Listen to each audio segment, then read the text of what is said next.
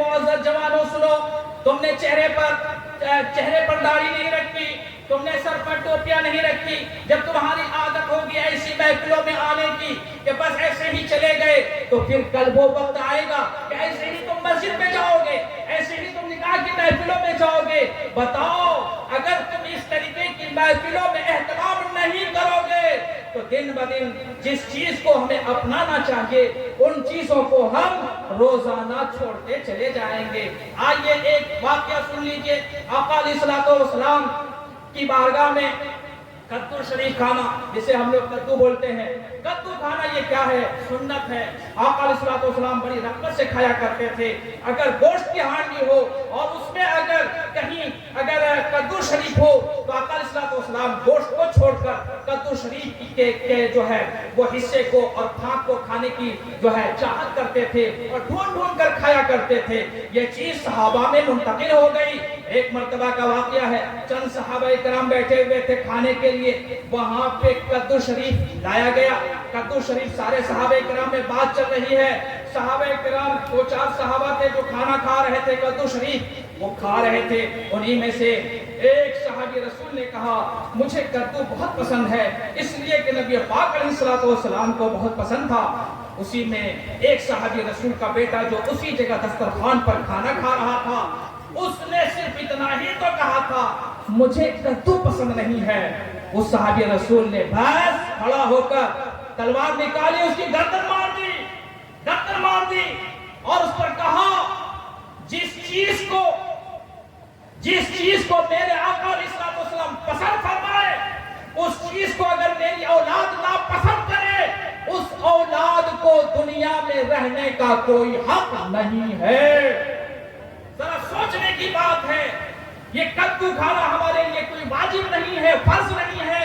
آقا علیہ الصلوۃ والسلام نے پسند فرمایا اس لیے یہ سنت ہے، لیکن کبھی کبھی سنت کے التزام میں ہمارا جہاں عقیدہ اور ایمان محفوظ رہتا ہے، وہیں ہمارے لیے بہت سارے فرائض کی ذمہ داری بھی بن جاتی ہے۔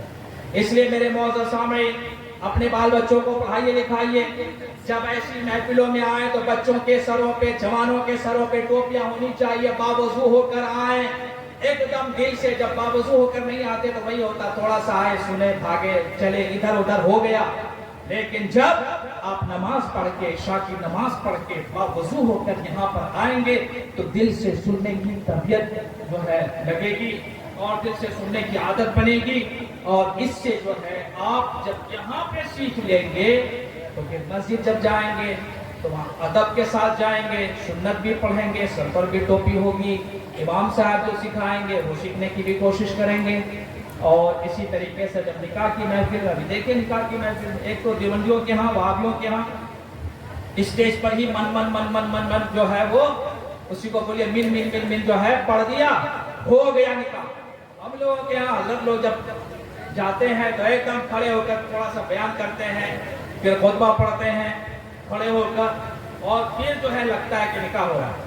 لیکن اب لڑکوں کا حال یہ ہے، باراتیوں میں جو لوگ جاتے ہیں وہ چونکہ اپنے سروں کو سجا کے لے جاتے ہیں، اب انہیں ٹوپی پہننے میں برا لگتا ہے، جبکہ وہ نکاح کی محفل ہے جہاں پہ دعائیں قبول ہوا کرتی ہیں، جہاں پہ آدمی کو اپنے ہاتھوں کو اٹھا کر اللہ کی بارگاہ میں دعائیں کرنی چاہیے۔